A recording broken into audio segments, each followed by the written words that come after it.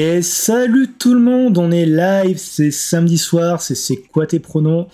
J'espère que vous allez bien. Je vais arrêter avec cette voix-là parce que j'ai l'impression d'être un présentateur de télé foireux. J'espère que vous allez bien. Comme je le disais, on est samedi soir. On est samedi soir, il fait beau, c'est bien, c'est bientôt l'été. Et ouais, voilà, c'est ma présentation du jour. Ce soir, je reçois Maxime. Maxime, comment ça va? Ça va très bien, toi? Bah écoute, ça va, hein, c'est comme dit, il fait beau, donc forcément le moral, ça aide pas mal. Et en plus, on a un gros week-end qui s'annonce, donc c'est d'autant plus pas mal.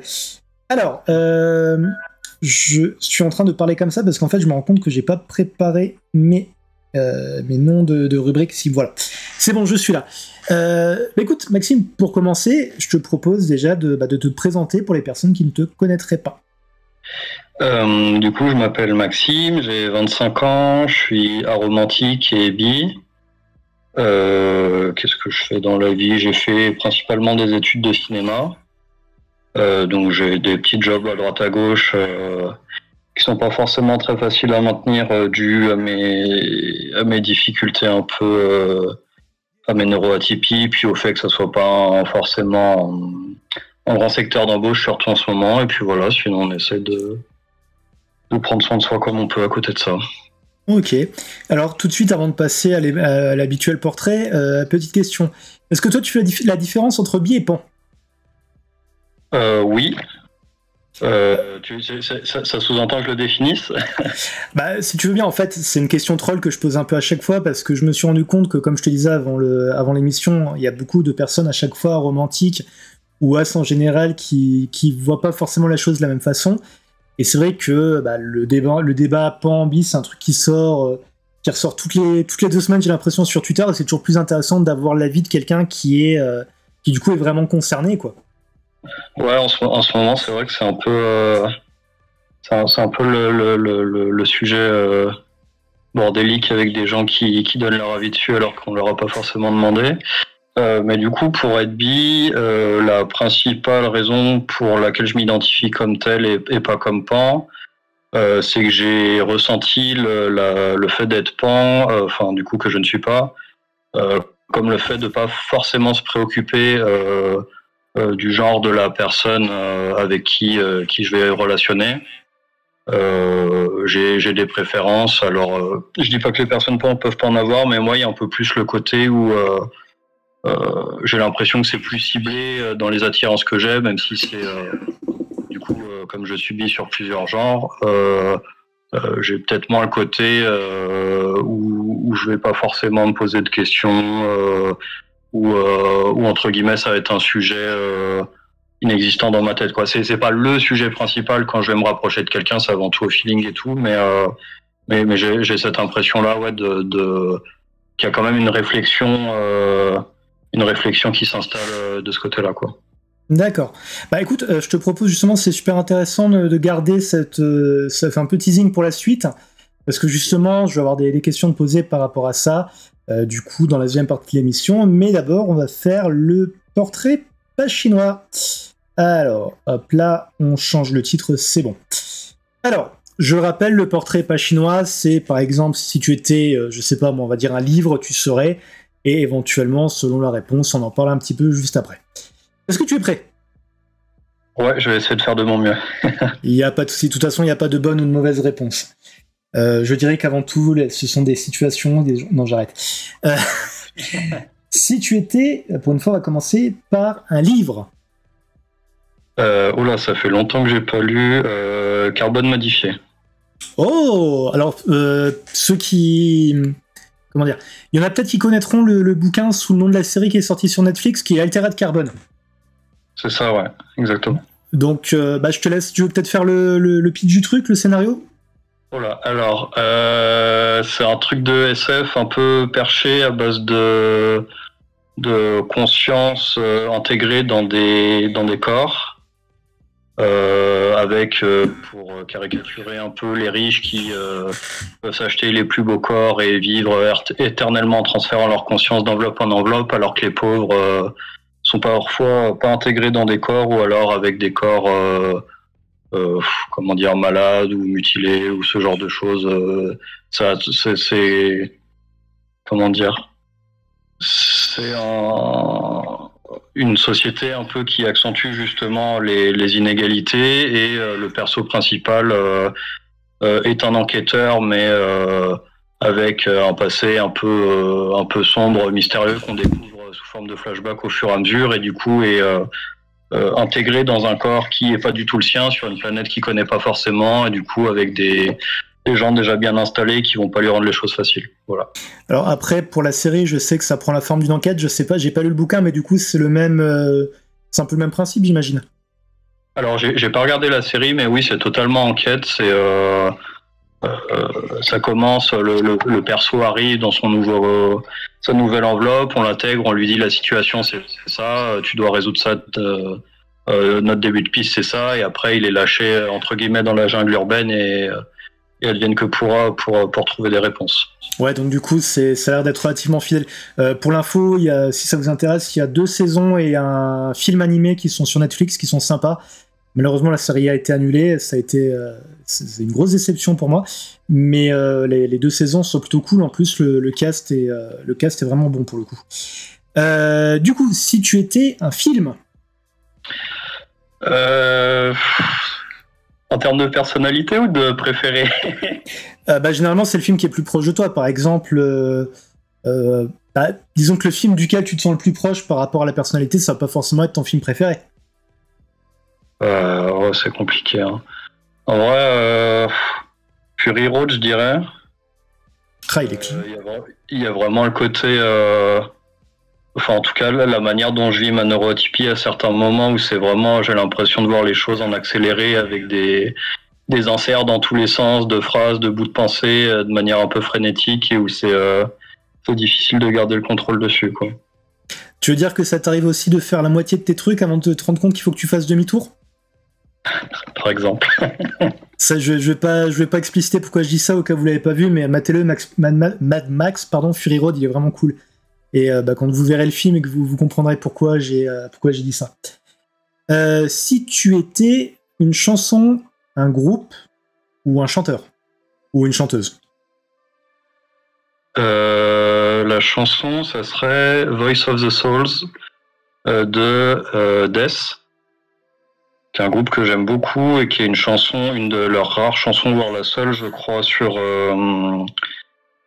tous leurs albums, qui est uniquement instrumentale. Il y a un duo de guitare un peu mix acoustique, mix distorsion, que je trouve vraiment déchirant et émouvant à la fois, qui est très très cool. Donc c'est Death comme la mort en anglais. C'est le groupe qui a donné son nom au death metal. D'accord, ah oui, effectivement, oui, donc ça doit pas être un groupe très récent pour le coup. C'est surtout années 80-90. Et là, pour le coup, c'est leur dernier album, donc c'est 98-19, je sais plus. Alors c'est marrant, mais j'ai énormément de mal en fait à imaginer les groupes de death metal pré-année 2000 en fait. Parce que Pardon, vas-y. Non, je veux dire, j'ai vraiment l'image un peu cliché des groupes qui tournent tous dans la même forêt. Il y avait une vidéo comme ça qui circulait, c'était un truc comique d'une paire d'années où tu voyais, en gros, c'était la même forêt et t'avais 15 groupes qui attendaient en fait. Ouais. Oui, c'est vrai qu'effectivement, je fais un peu l'amalgame entre Black et Def. Chaton sur le chat, pardon, nous demande quel titre t'as dit? Voice of the Soul, la voix de l'âme. D'accord. Sur leur dernier album qui s'appelle The Sound of Perseverance. D'accord. J'ai un petit doute du coup, parce que comme dit, je mélangeais. Death Metal, c'est plus proche de quoi du coup? Parce qu'effectivement, je crois, pour le coup, dans ma tête, j'ai pensé au Black Metal plutôt que le Death. Comment décrire ça? En gros, le Death Metal, c'est un peu du Slayer en survitaminé. Et le Black Metal, c'est un peu plus mortifère, en général dans des forêts en Scandinavie, mais pas que. Voilà. D'accord, ok. Ouais, du coup, ça rejoint vraiment ce que je disais, le cliché du groupe qui fait ça dans la forêt avec 15 autres groupes qui attendent derrière. Ça m'a dit que c'est très froid, mais on a tous un t-shirt noir, donc c'est pas grave, on sent rien. C'est ça, ouais. Franchement, je comprends pas comment ils font J'imagine trop le truc, en fait, tu les vois, ils sont méga dark et tout, mais dès que ça arrête de tourner, ils va être en doudoune, le truc totalement anti-métal, en fait. Tu peux pas être métal avec une doudoune, c'est pas possible. Ouais, il y a une esthétique à assumer, quoi. Ouais, totalement, pour le coup, ouais. Bah écoute, du coup, voilà. C'était le portrait pas chinois. Ok. Donc tu vois, c'était pas... s'il y avait pas de quoi s'inquiéter. Du coup, on va passer entre guillemets, au thème principal de l'émission, qui est ton parcours. Ouais. Alors du coup, on va le répéter, tu es donc aromantique. C'est ça. Et bi. Ouais. D'accord. Alors pour commencer, est-ce que tu peux un peu nous expliquer, dans un premier temps, comment tu as été mis au courant de l'existence de ces termes, on va dire, et ensuite, comment ça s'est passé pour toi quand tu t'es rendu compte que ça te correspondait? Alors le fait d'être bi, je saurais pas trop dire parce que même si c'est toujours pas autant accepté que ça devrait l'être, c'est quand même un terme bien plus généralisé, donc je pense que ça doit être en tout début d'adolescence ou fin d'enfance, enfin, je saurais pas dater exactement. Par contre, pour ce qui est de l'aromantisme, je sais très exactement que ça date de l'été 2017. En gros, il y a un ami dont j'étais très proche à cette époque-là, qui avait déjà fait son coming out non binaire, entre autres, et du coup, même si moi je m'identifiais encore comme 6-7 à l'époque, on avait beaucoup de discussions par rapport à ça, parce qu'on faisait beaucoup de manifs ensemble, de mobilisation étudiante, ce genre de choses. Et du coup, je lui décrivais un peu ce que je ressentais, et il m'a dit, mais ce terme-là, romantique, peut-être que ça pourrait correspondre, tu devrais regarder. Suite à quoi, je suis allé regarder le soir même, et je suis tombé sur un des rares blogs francophones à ce sujet qui s'appelait La vie en queer. Je sais plus si c'est le nom actuel ou si c'était le nom précédent. Non, c'est le nom actuel. Le nom précédent, c'était Unique en son genre. Donc un blog où il y avait plusieurs articles qui étaient principalement des traductions d'articles anglophones, mais pas que, puisque la personne était concernée aussi et transcrivait sa propre expérience. Et ça a vraiment été la révélation, parce que du coup les articles mettaient d'abord en lumière des termes importants à comprendre avant d'ensuite expliquer tout le ressenti, le vécu un peu qui pouvait s'engager autour de ça, et en lisant, je me suis rendu compte que ça faisait totalement sens avec des incertitudes que j'avais sur les sujets relationnels, émotifs depuis plusieurs années, et où je me suis dit clairement c'est pas du tout quelque chose qui est reconnu, mais j'ai eu beaucoup de chance de tomber sur ce blog, et du coup que mon ami en connaisse l'existence à ce moment-là, et c'est très peu de temps après que j'ai fait mon coming out tarot, qui a été le premier des deux. D'accord, donc du coup, en fait, tu as eu la chance d'avoir été mis en contact avec des données théoriques que tu as pu assimiler, quoi. C'est exactement ça, oui. D'ailleurs, je suis en train de réfléchir, Chaton pourra peut-être confirmer, mais je me demande même si c'était pas la première personne cis que je reçois dans l'émission. Maintenant que j'y pense. Ouais, bah oui, évidemment. Si jamais j'oublie des invités qui étaient cis, je suis désolé de vous avoir oublié. Mais bon, je pense pas qu'ils vont mal le prendre. Ah, j'espère. Ah oui, c'est vrai. Non, effectivement, il y a eu Ankara, effectivement. D'ailleurs, Ankara qui était la première personne qui avait utilisé une photo au lieu de. Oui, voilà, exactement, qui était aussi en vocal. Alors, allez pas croire que c'est une volonté de censure. C'est pas les personnes cis ont le droit de mettre leur cam. Hein. C'est juste le hasard qui a voulu que les deux personnes cis que j'ai reçues n'avaient pas de cam. C'est pas. Il n'y a pas une loi qui dit dès le moment où t'es cis, t'as pas le droit à la cam. Hein. Que les choses soient claires. Donc du coup, tu dis que c'était quand que tu t'es rendu compte? C'était à début d'adolescence, fin d'adolescence? Du coup, 2017, j'avais quel âge? J'avais 19 ans. D'accord. Donc ça a été mon coming out tarot, et donc j'ai eu 20 ans un peu après, et le coming out bi a suivi de quelques mois parce que j'ai eu une relation avec quelqu'un qui a transitionné entre-temps. Et en discutant toujours avec ce même ami, on était en train de se dire oui, mais c'est le fait que la personne ait transitionné dans son genre enlève pas l'attirance que j'ai pour cette personne. Donc à quel moment c'est encore valable de continuer à affirmer être hétéro, tout ça. Et pareil, ça a été le déclic de me dire bah j'ai pas forcément de l'attirance que du coup pour les filles. Enfin, ça développait vraiment tout le questionnement, moi, de me dire, oui, mais en fait, c'est très con, je m'attache juste à ce terme par défaut, mais en y réfléchissant bien, il est assez réducteur de l'ensemble des choses que je peux ressentir, quoi. C'est vrai que une des choses, pardon, avec lesquelles j'ai eu le plus de difficultés à comprendre, c'est comment tu peux vraiment définir. Bah, toi, dans ton cas, c'est différent vu que t'es cis, comme tu le disais.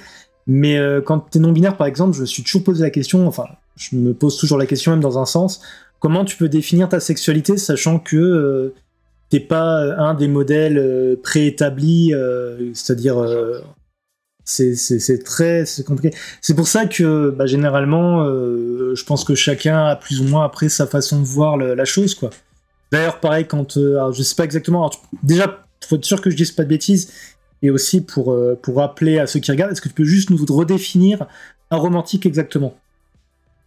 Alors la définition générale, c'est une personne qui ne ressent pas d'attirance romantique. Et là, après, on rentre dans les problèmes, à savoir, oui, mais du coup, c'est quoi l'attirance romantique? Et là, je suis incapable de vous donner une réponse. Voilà. C'est vrai qu'effectivement, quand on est comme ça, j'ai l'impression que c'est peut-être déjà plus établi que t'es les personnes qui sont ace, donc asexuelles, qui n'ont pas forcément d'attirance sexuelle. C'est vrai que le romantisme, ça me paraît beaucoup plus compliqué en fait à comprendre. Bah, en fait, il y a une des choses que j'ai appris sur le blog dont je parlais précédemment, c'est que il y a ce qu'on appelle aujourd'hui le modèle d'attirance séparée. Le modèle d'attirance séparée, en gros, ça va dire que tu vas avoir deux spectres qui vont être ton attirance, enfin il y en a plus que ça, mais pour simplifier, deux spectres qui vont être ton attirance romantique et ton attirance sexuelle, et que l'une ne correspond pas forcément avec l'autre. Et donc ça fait que là où tout le monde se disait, bah, enfin où tout le monde avait un peu c'est toujours un problème aujourd'hui, comment dire, l'habitude de généraliser une attirance envers quelqu'un par le prisme sexuel et que du coup bah, tout soit lié forcément à ce même prisme. On va commencer à déconstruire un peu la chose et à réfléchir autrement avec les différents types d'attirance.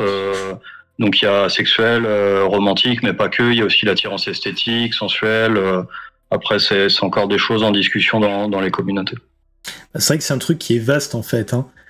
Comme disait Chaton sur le chat par rapport au fait que c'était compliqué de définir forcément sa sexualité quand on est non-binaire, elle nous dit oui parce que les orientations principales homo, bi et hétéro ont été définies sur des normes qui sont très... Enfin, elle disait cis-centrées, ensuite elle se corrige, enfin, c'est binaire en fait. Et c'est vrai que même au niveau du genre, après je sais pas forcément si t'es cis, encore une fois, tu vis pas forcément la même chose, mais je sais que quand à certaines personnes, je leur dis que je suis non-binaire, ils me demandent tout de suite « Ah bon, t'es gay ?» Mais ça n'a pas de rapport en fait. Et puis, par rapport à ce que disait Na sur la manière dont on va dire les trois orientations les plus reconnues ont été axées sur un modèle binaire, effectivement, toujours sur le même blog que je lisais, pardon, je reviens toujours à ça, mais être bi, ça veut pas dire être attiré par les deux, ça veut dire être attiré par au moins deux genres. Ce qui est une définition déjà beaucoup plus inclusive de l'ensemble de l'infinité des genres possibles et imaginables, et surtout qui, par rapport à la différence qu'on essayait d'expliquer avec le fait d'être pan tout à l'heure, le fait d'être bi va faire que tu vas pouvoir être attiré par deux genres ou plus, tandis que le fait d'être pan va faire que tu vas être attiré potentiellement par tous les genres. C'est vrai que, alors je sais pas si... Alors Chaton dit c'est la définition de bi qu'il faut retenir aujourd'hui. Et oui, j'allais dire, je sais que personnellement, je pense que je suis peut-être pas le seul dans ce cas, mais je sais que pour moi, sans que ça soit dédaigneux, je pensais que genre bis était attiré par les garçons et les filles, et genre pan, tu rajoutais avec ça tous les autres genres en fait, mais c'est pas du tout ça. Non, ça c'est un peu le problème, c'est qu'il y a, bah, t'en parlais les derniers jours, il y a eu beaucoup de débats sur ça et qu'il y a beaucoup de gens, la plupart du temps pas concernés, qui viennent avec des grands discours dire ça et qui se prennent les pieds dans le tapis et après ça part sur des discours potentiellement transphobes, panphobes, etc. Donc c'est important de définir des termes sur lesquels on peut discuter sereinement pour des termes qui sont aussi larges et englobent autant de sujets de discussion après, quoi. Après, alors attention, ce que je veux dire, il faut le prendre avec des pincettes parce que je sais pas trop comment le formuler, mais je trouve ça assez, dans un sens injuste, d'être à la fois bi, donc être attiré par tous les genres, mais être aromantique en fait. Bah, disons qu'il y a tellement enfin, encore une fois, je suis désolé, je sais pas comment le formuler, je m'excuse, hein, c'est pas à prendre de façon totalement négative, mais en fait, t'as un gros gap entre le fait que romantiquement t'es attiré par personne, mais que physiquement t'es attiré pas par tout le monde, mais par tous les genres en fait. Bah, comment dire, en fait, c'est là où moi, mon identité va se créer, c'est que mon aromantisme, moi, je le vis déjà comme le fait de vivre mon attirance de manière différente aux gens et d'avoir des limites plus perméables que ce qu'on attend généralement d'une relation. On va dire, moi, je ressens ça, je suis attiré de telle manière et c'est un peu immuable, point. Moi, j'avoue que par exemple, entre les types de relations, que ce soit amis, relations cœur platonique, relations de couple, on va dire, peu importe comment on la définit, ça va être plus permissif. Pour reprendre un peu sur le spectre aro, donc moi, je suis aromantique, on va dire, dans le sens le plus strict du terme, mais ça reste un spectre, et tu as des personnes, par exemple, sur le spectre aro, qui peuvent, sous certaines conditions ou à certains moments, ressentir de l'attirance romantique. Il y a un spectre extrêmement large avec beaucoup d'identités très précises que je serais pas capable de te résumer, mais qui englobe un peu toutes ces possibilités. Je sais qu'on avait eu plusieurs invités aussi qui étaient demi-romantiques, donc du coup c'était encore autre chose à assimiler en fait. C'est vrai qu'effectivement le gros, enfin oui, on va dire le gros souci, faute d'un meilleur terme, c'est qu'effectivement même dans la communauté, je pense qu'on est encore beaucoup à des fois avoir un raisonnement qui est totalement binaire en fait. Et c'est pas une mauvaise chose, c'est juste qu'on a été conditionné par la société, entre guillemets, par le système, à penser comme ça en fait.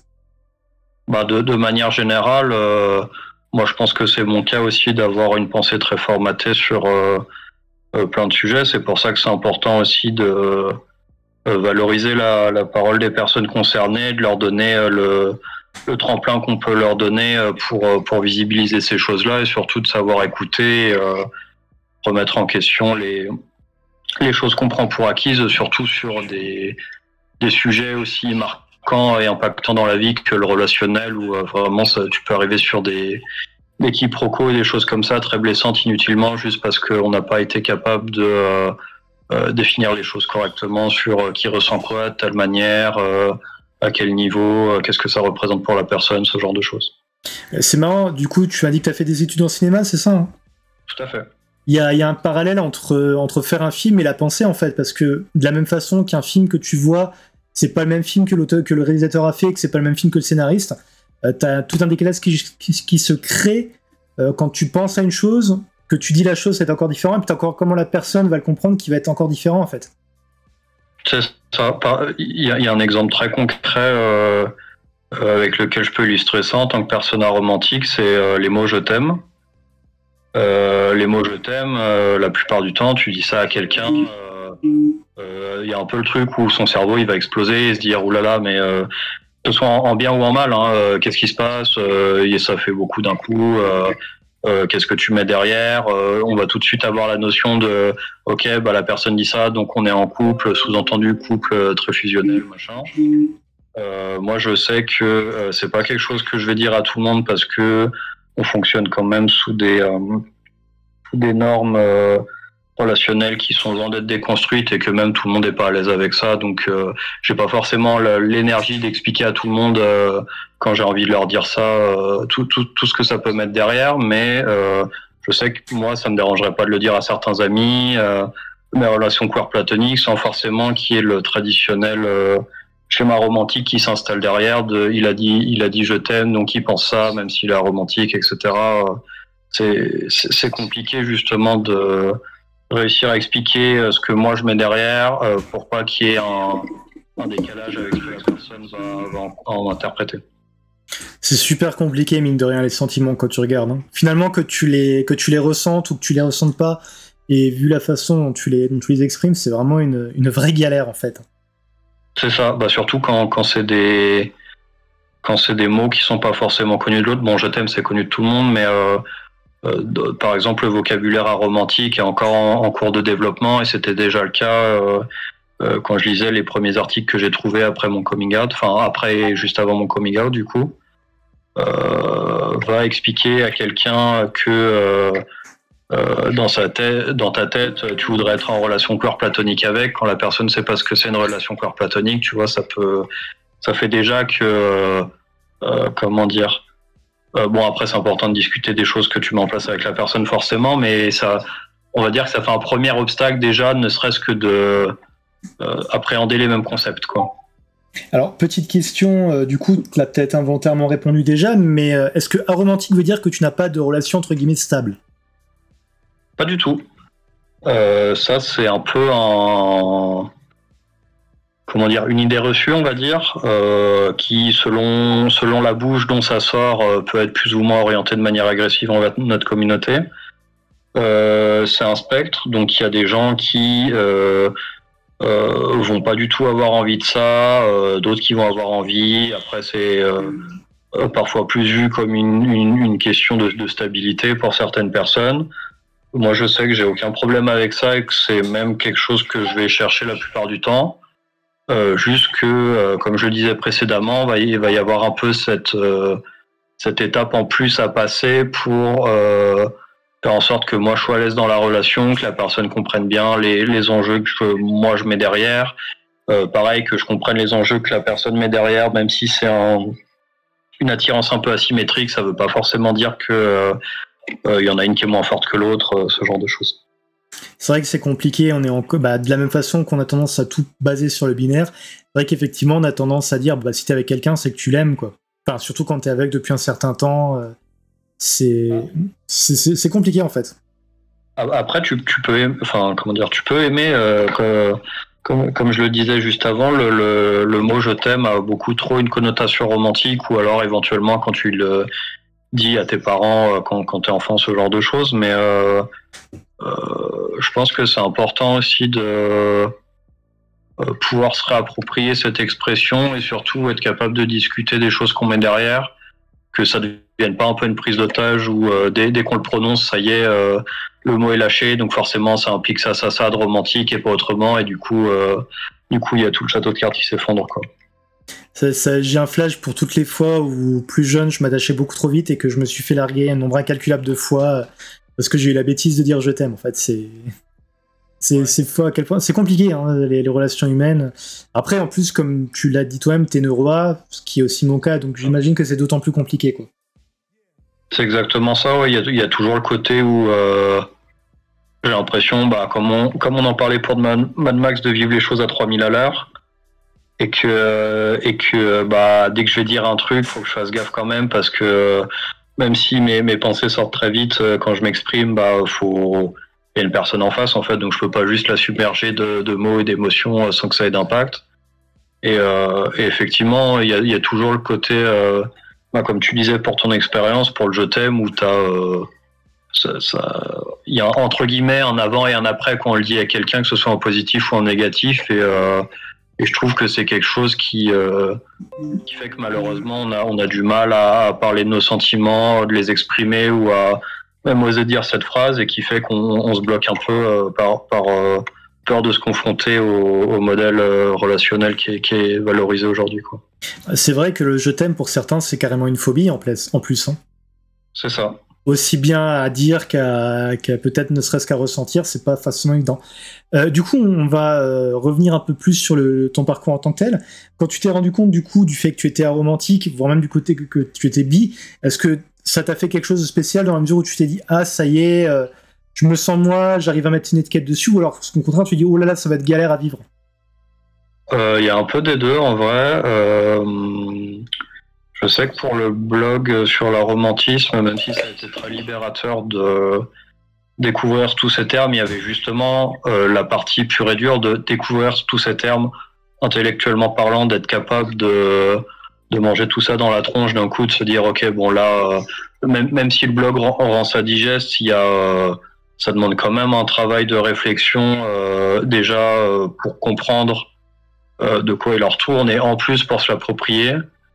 Et surtout qu'après ça, je savais que comme on en discutait sur les 5 dernières minutes, il y a toujours le fait de se dire bon ça c'est mon vécu, d'accord. Maintenant quand je me confronte aux autres, comment ça se passe, quel merdier ça va être quoi. Et du coup, alors je sais que pour certains ça a joué, toi peut-être pas vu que ça faisait déjà une paire d'années, mais est-ce que le confinement et l'isolement t'a fait un peu réfléchir sur tout ça ou pas du tout? Sur quoi? Sur mes identités queer? Oui, et le fait de peut-être de mieux l'accepter ou de moins t'inquiéter, par exemple.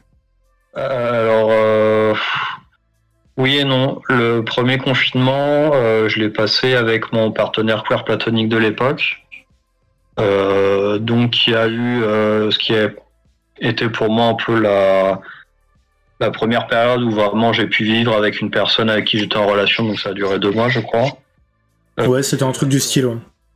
Il y a eu le revers de la médaille de on est confiné, du coup mentalement c'est très compliqué. Moi j'avais mon mémoire à rendre à ce moment-là et avec lequel j'arrivais pas du tout à gérer les journées parce que ça faisait beaucoup d'un coup, confinement, plus mémoire, plus dépression, tout ça.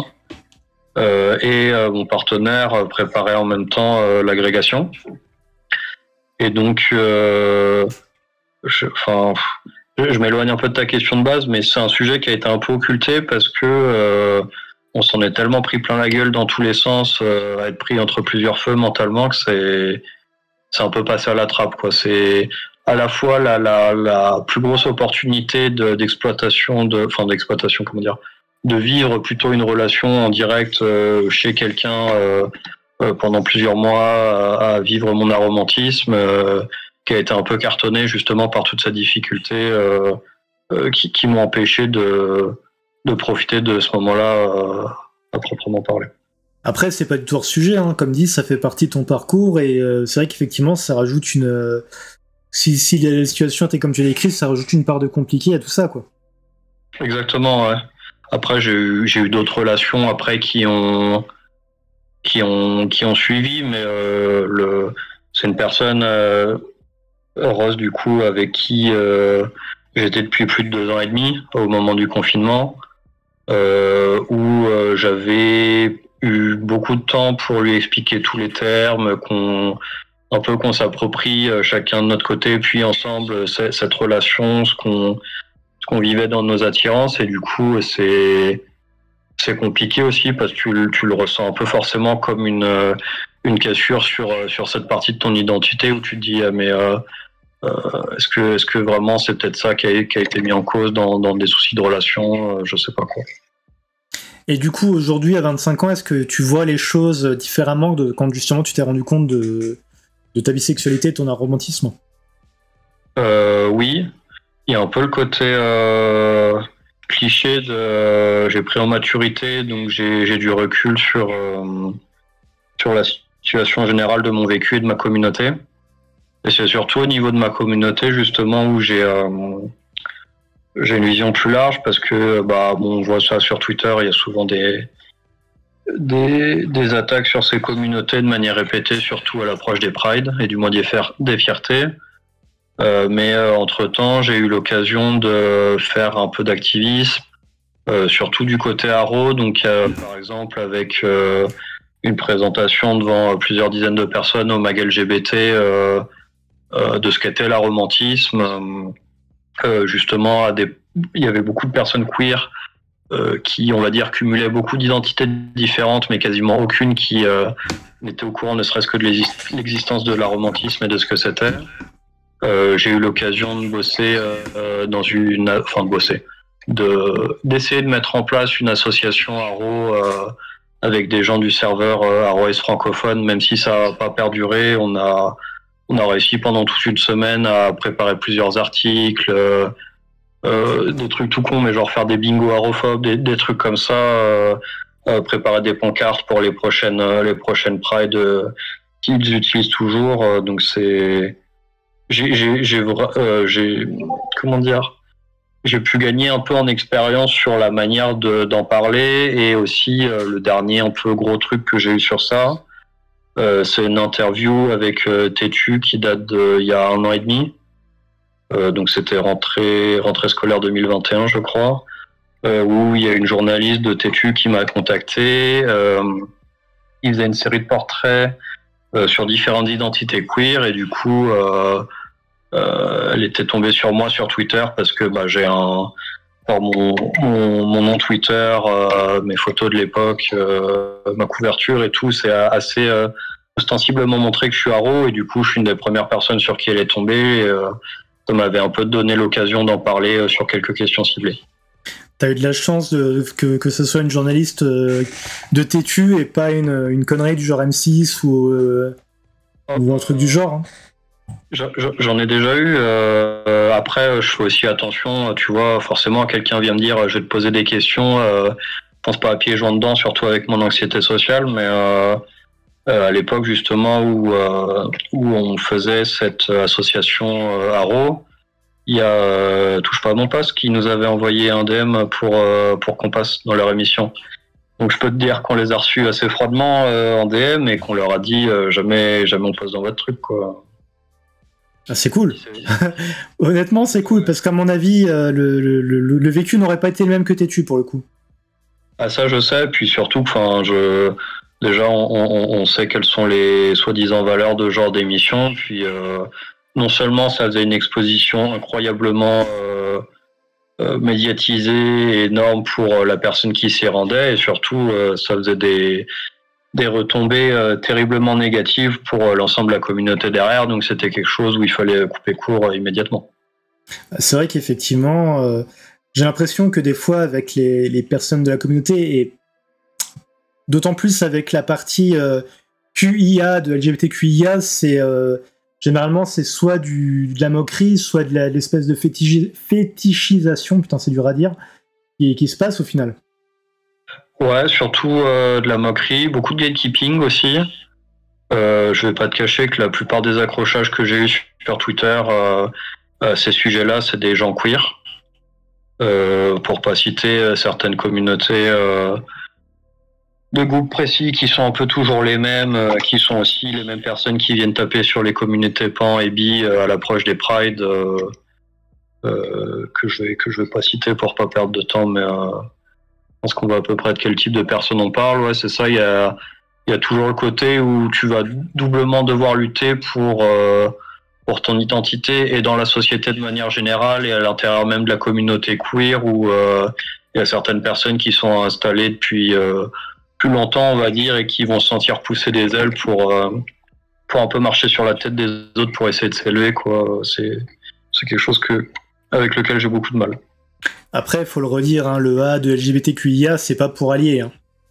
Ah ouais, ça me fout en l'air quand je vois ça. C'est Aro Ace, et dans les communautés surtout anglophones, il y a un peu le débat, on va dire, pour A-genre, parce que ça commence par A aussi, même si moi logiquement je pense que ça va plus dans la partie T du coup, parce que c'est une question de genre et pas forcément liée aux attirances, mais bon, après ça j'ai pas de mal à en discuter. Par contre, quand on dit c'est pour allier, ou que quand je vois que dans les représentations de drapeaux en mode pinkwashing à l'approche des Pride, il y a tout un tas de drapeaux, mais il n'y a pas le drapeau Aro, et par contre il y a le drapeau allié, ça me donne envie de déchirer l'écran en deux quand je vois ça. Bah, c'est légitime. Après, si on va aller par là, au final, le terme queer englobe un peu tout. Hein. C'est ça, mais selon à qui tu demandes, il va quand même englober plus certaines choses que d'autres, quoi. Bah, de toute façon, effectivement, même au sein de la communauté, on n'est pas tous d'accord les uns avec les autres. Hein. Ouais. D'ailleurs, petit message à qui l'entendra, mais si vous suivez l'émission sur les réseaux sociaux, mais que vous êtes ambiphobe ou que pour vous, faut virer l'été de la communauté, c'est même pas la peine de nous suivre en fait, hein, surtout sur Twitter. Là, on a encore le cas, apparemment, c'est Chadron qui m'a tenu au courant, il y avait une personne qui avait des propos ambiphobes qui suivait les comptes de l'émission. C'est pas la peine. Honnêtement, c'est pas la peine parce que j'ai même pas besoin de finir cette phrase en fait. Oui, ça fait sens tout seul en fait. Je vois pas ce que ces gens font là. C'est pas la peine. Du coup, est-ce que tu veux rajouter quelque chose sur ton parcours ? Non, globalement, c'est qu'il est beaucoup plus marqué par mon aromantisme que le fait d'être bi. Et que même si les deux restent importants, ouais, c'est d'abord sur mon identité aro que je me suis construit, qui a été beaucoup plus compliqué à mettre en place et dans mes relations et dans la communauté queer en général, plutôt que mon identité bi qui, même si elle reste mise à mal parfois par certaines attaques, j'ai la chance d'avoir une plus grosse communauté derrière moi qui va m'aider à tanker ce genre de choses, quoi. Ah, c'est vrai que c'est bien de finir entre guillemets sur une note positive, c'est qu'effectivement pour les personnes justement qui sont pas très cool, on va dire, on a quand même une communauté qui est souvent, voire même très souvent soudée et qui laisse personne en arrière, quoi. Oui, et c'est beaucoup plus le cas. Je vois ça en particulier pour la communauté aro, mais c'est beaucoup plus le cas maintenant qu'au moment où j'ai fait mon coming out, parce que ça fait quasiment 6 ans. Il y a quand même plus de gens qui ont eu le temps d'accéder à des ressources, de se renseigner. L'opinion commence, très lentement comme d'habitude, mais un peu changé. On a plus de poids en tant que communauté. C'est une communauté, je vais y arriver, qui grandit, qui assume de plus en plus ses propres termes. Donc c'est même si c'est très compliqué parfois à vivre au quotidien, c'est quand même une chose sur laquelle j'ai confiance, c'est que on va réussir à y arriver petit à petit. Ah, c'est bien de finir, en tout cas, cette rubrique sur un truc positif. Malheureusement, c'est pas un luxe qu'on a toujours. Et pour une fois, on prend. Du coup, on va passer à la seconde grosse partie de l'émission, qui était passion. Alors, je sais, ça fait vaste comme ça, mais concrètement, c'est le moment de l'émission où l'invité nous parle d'un sujet qui lui tient à cœur, qui est pas forcément en rapport avec la communauté, mais qui peut l'être. Donc voilà, si tu as un sujet en particulier duquel tu veux nous partager justement ta passion, c'est le moment. C'est tellement compliqué. Je suis un peu partagé. Il y a le cinéma, il y a la musique, il y a les jeux. C'est compliqué de se lancer sur quelque chose là de but en blanc comme ça. Bah, je sais pas, mais on peut commencer par exemple. C'est quoi le dernier film que t'as vu ? C'est une très bonne question. La gravité. La gravité qui... je sais pas si tu l'as vu. Non. J'ai vu Gravity, mais je pense pas que ce soit la même chose. Absolument pas. D'accord. Là, pour le coup, c'est un film français. Comment je pourrais le décrire ? C'est un film un peu sur la lutte de pouvoir entre deux générations dans une cité. Donc sur le côté trafic, mais pas que, aussi avec certaines blessures émotionnelles qui reviennent, des flashbacks, tout ça, et un mix un peu bizarre avec un côté fantastique qui est pas du tout expliqué dans le film et qui vraiment intervient à des moments clés de l'histoire où d'un coup t'as des inserts d'alignement de planètes, ce genre de choses qui sont à moitié expliqué seulement par des phrases de personnages dans le film. J'ai trouvé ça assez sympa comme mélange, c'est assez peu attendu, et puis surtout c'est moins t'es moins dans le cliché de c'est des persos de banlieue, ils vont faire quoi, ils vont s'insulter, ils vont dealer de la drogue et puis basta, quoi. Ah, c'est vrai qu'effectivement c'est un truc qui est encore trop présent, les trucs dans les films français, ça et le racisme qui est pas du racisme mais qui est quand même du racisme, mais c'est drôle, il écrit son clavier donc du coup on l'accepte. Ouais, c'est ça. Là, pour le coup, c'est je crois qu'il y a que des acteurs racisés dedans. Non, il y a peut-être un ou deux persos mineurs qui le sont pas, mais t'as moins le côté vraiment les blancs qui se marrent en regardant la situation, genre haha ils sont cons et tout. C'est ça. T'as l'impression qu'il y a quand même plus une démarche sincère et faudra regarder la production du film un peu qui est dedans tout ça, mais je trouve ça quand même plus intéressant quand c'est discuté comme ça, surtout quand c'est mêlé à une partie un peu fantastique, plutôt que vraiment l'anième film de bon, il y a Jean-Michel perso blanc en cité, c'est pas facile la vie, ils sont vraiment horribles les gens autour de lui, point quoi.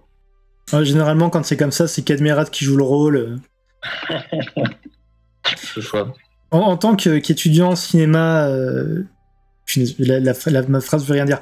Mais est-ce que du coup, depuis que t'as plus un peu on va dire le côté théorique et puis ce que t'as pu voir en fac par rapport à ça, est-ce que t'as une façon différente maintenant de regarder des films ? Un peu. J'essaye quand même de pas trop faire un peu ce qui je trouve se rapproche de l'élitisme culturel. J'essaie de faire attention avec ça parce que quand t'as beaucoup d'exercices, par exemple, en cours où tu dois réfléchir à des analyses de scène et que du coup, après, tu as l'habitude de penser de manière universitaire, j'ai vraiment le côté où j'essaye de me dire, bon, là, on va essayer de poser le cerveau comme on peut.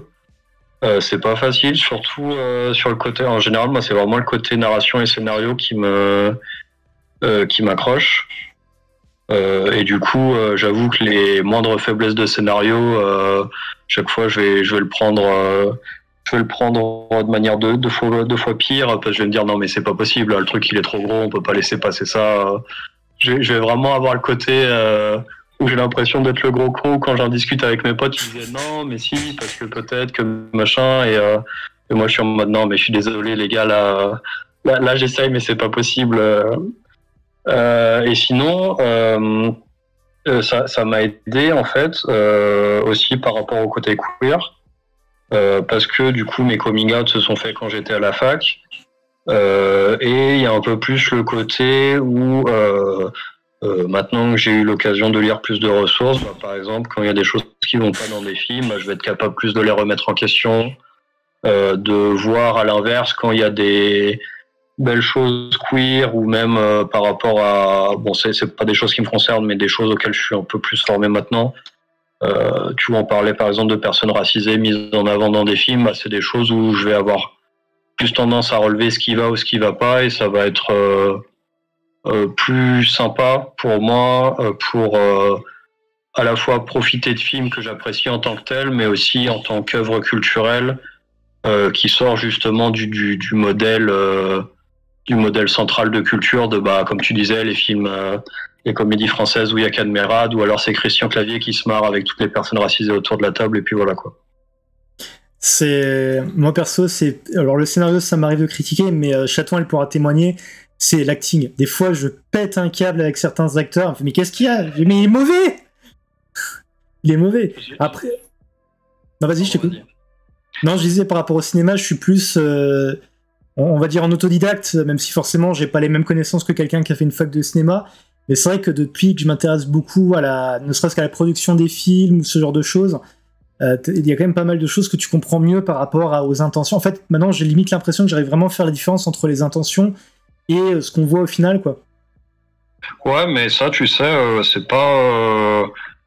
c'est quelque chose aussi auquel j'essaye de faire attention, mais c'est pas l'apanage de gens qui ont eu la chance de faire des études liées à ça ou quoi. Tu vois, si tu as des intérêts, que ce soit des intérêts spé ou même juste de l'intérêt pour un genre de film ou des films qui sont liés à un type d'univers ou alors tel film précis, le fait que, comme tu disais, tu vas chercher à te renseigner sur la production, quel acteur a été mis dedans, un peu essayer de voir les intentions avec lesquelles c'est fait. Pour moi, c'est pas moins valable que des analyses, on va dire, brutes, esthétiques ou théoriques ou machin. Et pour te rassurer, moi aussi, oui, il y a des acteurs, j'avoue, je les vois dans des films compliqués, quoi. Quand je vois Léa Seydoux dans un énième film qui joue à mes goûts en tout cas très mal et qui est placé là parce qu'il faut pas oublier que son grand-père c'est le mec qui possède le groupe Pathé, donc le plus gros groupe de cinéma en France. Bon, effectivement, c'est compliqué de se retenir pendant les films, quoi. Ouais, enfin, en même temps, elle est assez douce. Franchement, c'est une catastrophe. Hein. Je pense que c'est acquis que c'est une mauvaise actrice et que la nana, même sur coucou Willy. Moi aussi, je t'aime fort, tu me manques. Oui, elle est assez douce. Même sur en bas de chez moi, il y avait une affiche. Je sais plus quelle campagne de parfum qu'elle faisait, mais même sur l'affiche, elle arrive à jouer mal alors qu'elle joue pas, quoi. Oh non. C'est une catastrophe, les assez douée. Elle a fini dans un James Bond, enfin dans 2 même. Je me demande comment elle a fait. Parce que autant je peux comprendre que voilà, dans le cinéma français, forcément, vu que Pathé et tout ça, mais je me demande comment elle se retrouve dans des projets genre les James Bond ou même dans des jeux vidéo, quoi. C'est pas qu'en France, Pathé. Bon, je vais faire un peu mon connard qui a fait des études de cinéma, mais Pathé.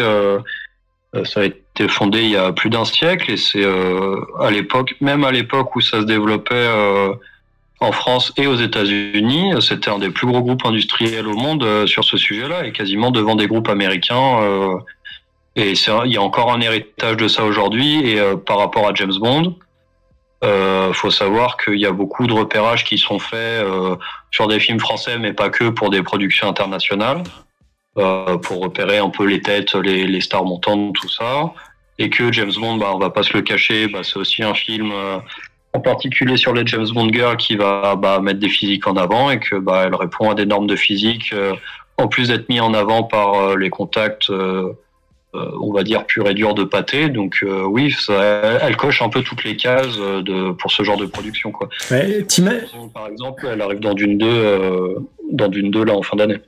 Oh punaise. Et j'arrive pas à comprendre. Alors, ok, bon, effectivement, les liens les filiations familiales, je comprends, mais j'arrive pas à me dire que t'as quelqu'un qui s'est dit ah putain, elle joue trop mal, on la prend. Ça me paraît incohérent et improbable, impossible. Ils se disent pas, elle joue trop mal. Ça, c'est notre vision à nous, mais ils se disent pas ça quand ils la voient. Ah punaise. Mais elle va attirer le public, elle va capter un peu l'œil, voilà quoi. C'est ouf. Hein. Après, ça se trouve, c'est peut-être une personne très sympa, hein. C'est juste que pour moi, dans son travail, elle est incompétente, quoi. Non, pas du tout en plus. Ah bon, qu'elle aille se faire foutre alors. Hein. Elle a eu, je serais pas capable de tout citer de tête, mais certaines d'éclats, style un peu post-colonialiste, par rapport à ce qu'elle appelle un peu ses visites à Barbès, tout ça. Ah oui, c'est vrai. Putain, j'avais oublié ça en plus. C'est vrai, effectivement. Ouais. Elle dit qu'elle a fait l'école de la vie, quoi, par exemple. Ah, franchement, elle aurait mieux fait de faire des heures de colle plutôt. Mais oui, non, effectivement. Mais alors, je sais pas. Je veux un peu décaler le débat, par exemple, sur les youtubeurs ciné. Est-ce que tu trouves pas, alors peut-être pas du coup vu que tu as toute une connaissance historique, mais est-ce que tu trouves pas que justement noter un film ou ne serait-ce que le critiquer, c'est un peu un truc qui est un peu injuste, parce qu'au final, chacun voit tellement dans un film ce que lui voit et ce que les autres verront pas de la même façon, qu'au final, je trouve que faire des critiques de films, c'est un peu stérile, en fait. Oui et non. Alors, la critique de film, ça peut être intéressant, en tant que personne qui va regarder du contenu. Si, par exemple, tu as plutôt tendance à adhérer à certains points de vue esthétiques d'une personne, ça pourrait être intéressant de confronter tes idées à cette personne, ou alors à l'inverse, d'aller plutôt sur quelqu'un qui n'a pas du tout les mêmes goûts que toi en général, et de voir un peu ce qui ressort du visionnage d'un même film, si c'est ça qui t'intéresse. Par contre, effectivement, c'est comme beaucoup de discussions autour de l'art, c'est pas une discussion qui peut être finie, en fait. Il y a tellement d'interprétations, de visions, de ressentis perso qui sont propres que tu peux pas en faire le tour, et que dans ces cas-là, pour les questions de notation, par exemple, ce qui peut être plus intéressant, c'est de voir des notations sur un grand groupe de personnes, même si je réprouve le site parce qu'il est tenu par des gens un peu recommandables, mais il y a Sens Critique, par exemple. Sens Critique, tu vois, pour choper des moyennes sur des œuvres culturelles, voir un peu comment elles sont notées, même si ça implique que forcément ça soit aussi noté par des gens dont on partage pas les valeurs, ou alors qui ont, en tout cas à mon goût, parfois des avis catastrophiques sur la question. ça te donne quand même une image relativement distante de tout ça pour comparer avec ton propre avis, quoi. Bah, je sais que je donne souvent le même exemple. C'est là, par exemple, un truc concret. Là, ces derniers jours, je me suis tapé un trip. Je suis regardé des films de maison hantée. C'est un peu mon intérêt. C'est un peu mon intérêt du moment. Et il s'avère que parmi les films que j'ai regardés, c'est des films des années 2000, donc avec tous les tics de réalisation qu'on connaît à l'époque, les montages façon clip d'MTV mal foutus, la musique fort et tout. Et du coup, les films que j'ai regardés, par exemple, pour donner une idée, la moyenne des films que j'ai vus sur IMDb, si on atteint un 6 sur 10, donc IMDb, c'est un peu un des plus gros sites cinéma où tu peux justement mettre ta note.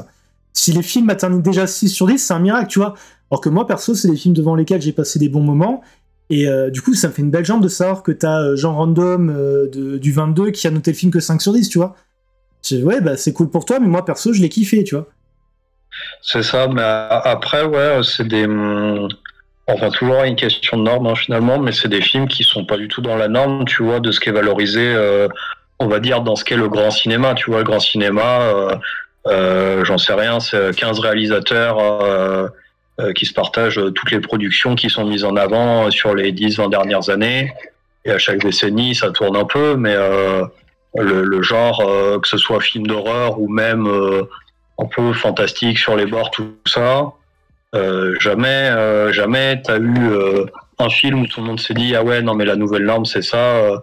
T'as des films qui ont un peu fait le contre-exemple, genre par exemple à l'époque Halloween ou même les films de Julia Ducournau récemment, Grave et Titane, mais ça reste quand même des éclaboussures dans une grande marque, quoi, tu vois. C'est des choses marquantes pour les personnes qui y sont sensibles et qui vont faire parler au moment où ça sort, mais ça va quand même se noyer dans la masse de non, mais on a dit que les films de Tarantino et de Scorsese, c'était ça le vrai cinéma, quoi.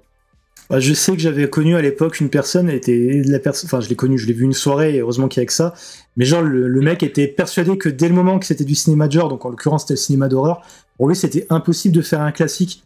Genre je lui citais des films qui même généralement pour les non-fans fonctionnent, genre L'Exorciste ou admettons le premier Halloween, et lui me disait ah non, c'est pas des classiques, enfin il était vraiment très dédaigneux sur le sujet, quoi. Ouais, bah justement, on en revient à une question d'élitisme culturel. Ça existait dans tous les arts, hein. La peinture avant, bah, c'était les portraits, basta, ou les grands champs de bataille, les trucs comme ça, ce qu'on appelait la peinture majeure. Le cinéma, c'est pareil. Pareil dans la musique, ça tourne un peu en fonction des générations, mais c'est les mêmes genres qui sont mis en avant. Souvent, quand tu apprécies ou alors t'es dans des groupes culturels marginalisés, c'est assez dédaigneux en face de toi pour pas dire rabaissant ou autre, quoi. Je sais que là, par exemple, il y a quelques temps, j'ai regardé un documentaire sur l'époque d'or du cinéma d'action des années 80. Donc pour ceux qui connaissent, le groupe Canon, qui était spécialisé dans les films à très petit budget, et qui du coup sortait plein de films avec Chuck Norris, plein de films avec Van Damme, enfin des trucs vraiment, des films d'action de seconde zone, quoi. Mais je sais que ce qui m'avait énervé dans le documentaire, c'est que j'avais l'impression que les personnes interrogées étaient incapables de parler des films, sans faire preuve d'une condescendance et d'une espèce de justement d'élitisme qui me faisait gerber personnellement. Par exemple, je sais que moi le terme nanar il me rend malade parce que pour moi c'est un truc super péjoratif et super condescendant en fait. Ouais, je suis d'accord. Bah, on en parlait à l'époque. C'était il y a pas si longtemps, mais j'ai l'impression quand même parce que c'était avant le confinement. Avec d'autres étudiants avec qui on discutait cinéma, ouais, il y avait vraiment le côté, même si tu acceptes d'être plus ouvert sur tel ou tel type de film, etc., il y avait quand même un peu une convention de se dire bon, tel type de film, ils sont bien gentils, mais retournez jouer au bac à sable, quoi, tu vois.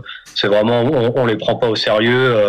Par exemple, Jean-Claude Van Damme, je pense qu'il fait partie des acteurs où tout le monde lui a le plus chié dessus dans sa carrière.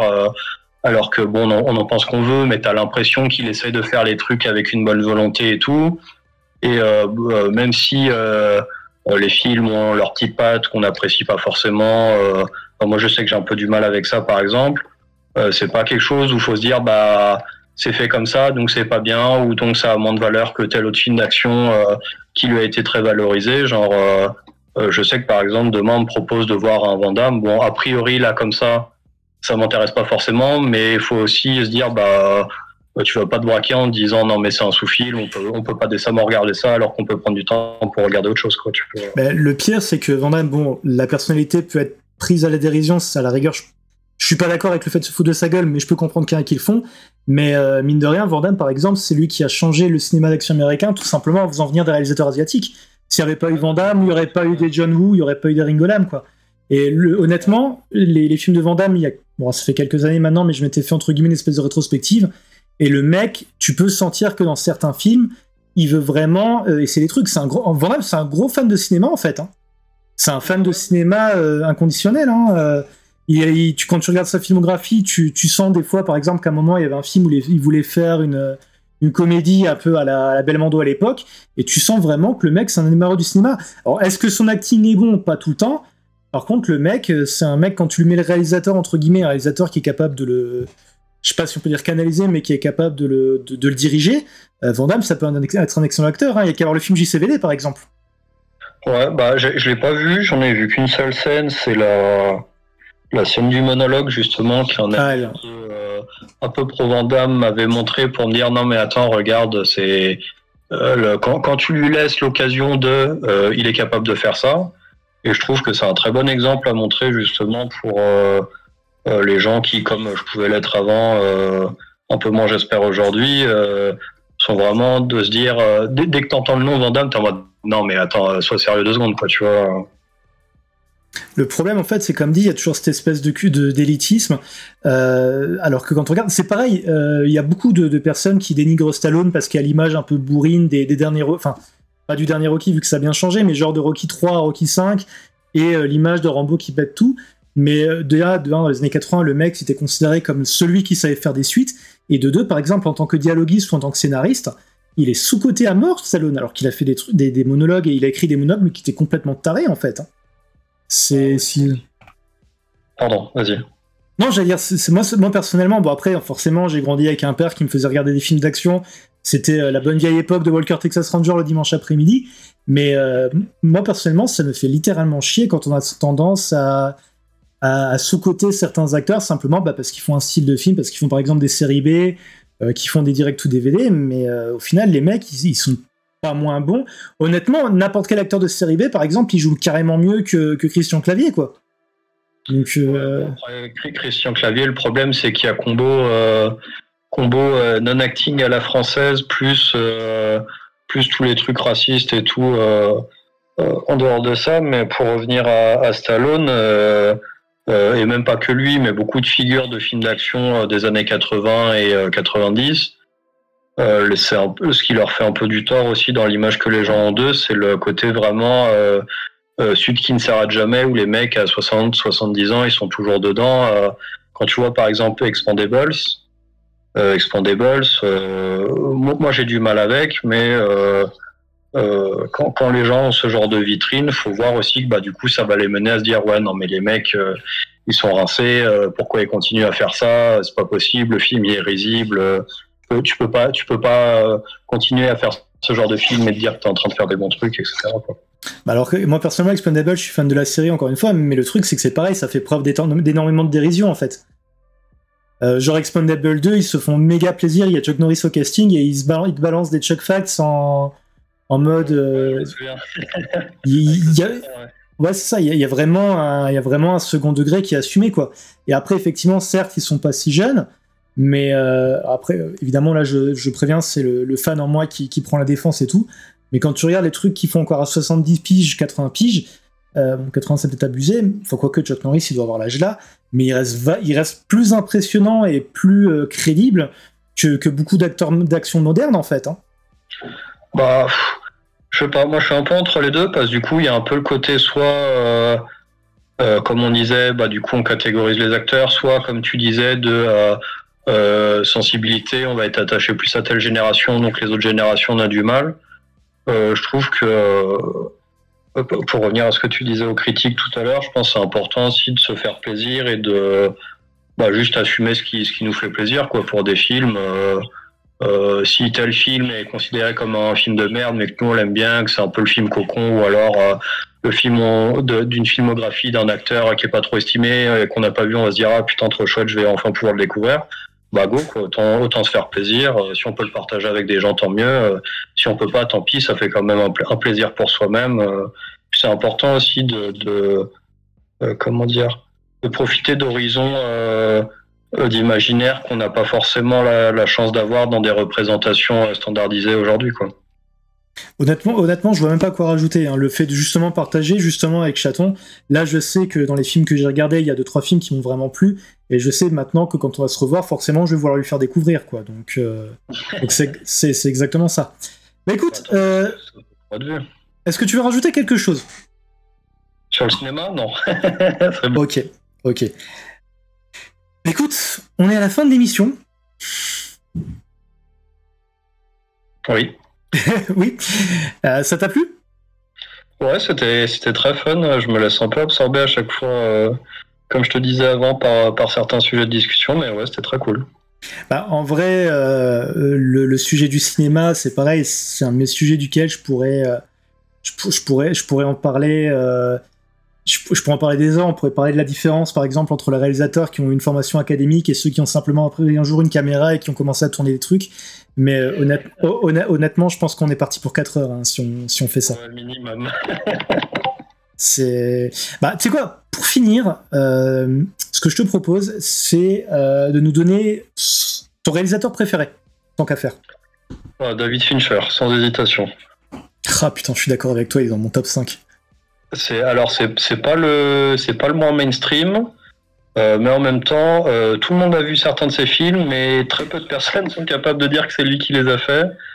Le mec qui nous a pondu, ok, d'accord, Fight Club, tout le monde a retenu Fight Club, mais moi c'est un de ceux que j'aime le moins. Il y a The Game, Panic Room, Seven, c'est mon thriller préféré, toute génération confondue, tel point que j'en parlais dans mon mémoire. Zodiac est un chef-d'œuvre. Gone Girl récemment, ouais. Social Network, même la version, bon après c'est la version américaine, donc c'est un peu américanisé, mais la version de Millennium aussi, qui est sympa. J'ai préféré celle-là à la version suédoise, perso. Ok, d'accord. Mais ouais, personnellement, comme je disais, David Fincher, je suis totalement d'accord avec toi. Encore une fois, je crois qu'il est dans mon top 5, si ce n'est mon top 3. Et mater Zodiac, c'est un chef-d'œuvre, ce film. Ouais, c'est un chef-d'œuvre. Gros chef-d'œuvre. Bah écoute, ça m'a fait super plaisir de discuter avec toi. C'était très merci pour l'invitation. Bah écoute, avec plaisir. J'espère que ça vous a plu aussi. Je sais que ce soir, il y avait des personnes qui étaient en lurk. Donc bonjour à vous, parce que du coup, je vous ai même pas dit bonjour. Enfin, bonsoir à vous. Et puis, le replay de cette émission sera disponible plus tard, dans une paire de jours, donc peut-être lundi ou mardi, je sais pas. Et si le contenu de la chaîne vous plaît, n'hésitez pas à vous abonner. Oula. Sur ce, je vous souhaite une bonne soirée, et puis Maxime, je te laisse le mot de la fin. Prenez soin de vous, et puis n'hésitez pas à assumer les choses que vous aimez.